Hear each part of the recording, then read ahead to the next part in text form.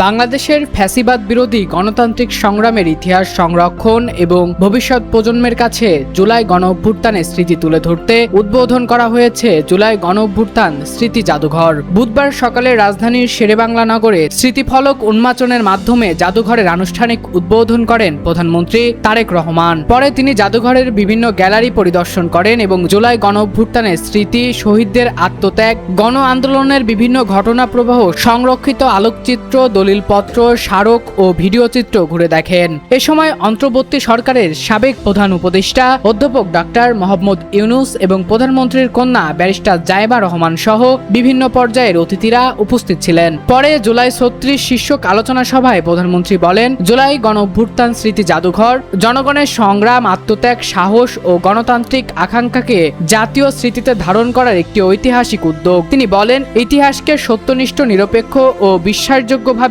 সংরক্ষণ করতে হবে, যাতে ভবিষ্যৎ প্রজন্ম বাংলাদেশের গণতান্ত্রিক সংগ্রামের প্রকৃত ইতিহাস জানতে পারে।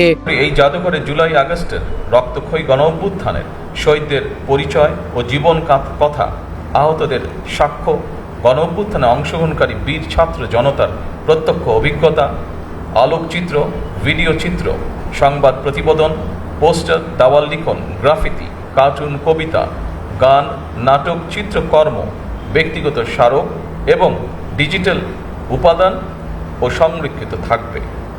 উপস্থিত শহীদ পরিবারের শোকাহত সদস্যবৃন্দ, ফ্যাসিবাদ বিরোধী আন্দোলনে যারা হতাহত হয়েছেন, পর্যায়ক্রমে আইনের যথাযথ প্রক্রিয়া অনুসরণ করে সেই বিচার হবে স্বচ্ছ, নিরপেক্ষ এবং বিশ্বাসযোগ্য। বিগত ১৭ বছর এবং জুলাই আন্দোলনে যে মানুষগুলো শহীদ হয়েছেন, গুম খুনের শিকার হয়েছেন, সরকার সিদ্ধান্ত গ্রহণ করেছে তাদের নামে তাদের এলাকায় যে কোনো একটি প্রতিষ্ঠানের নামকরণ করা হবে ইনশাআল্লাহ।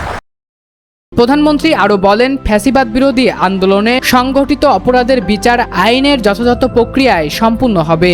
একই সঙ্গে শহীদদের স্মৃতি সংরক্ষণ, আহত জুলাই যোদ্ধাদের চিকিৎসা ও কল্যাণ নিশ্চিত করে একটি স্বনির্ভর, নিরাপদ ও গণতান্ত্রিক বাংলাদেশ গড়তে সরকার কাজ করে যাচ্ছে।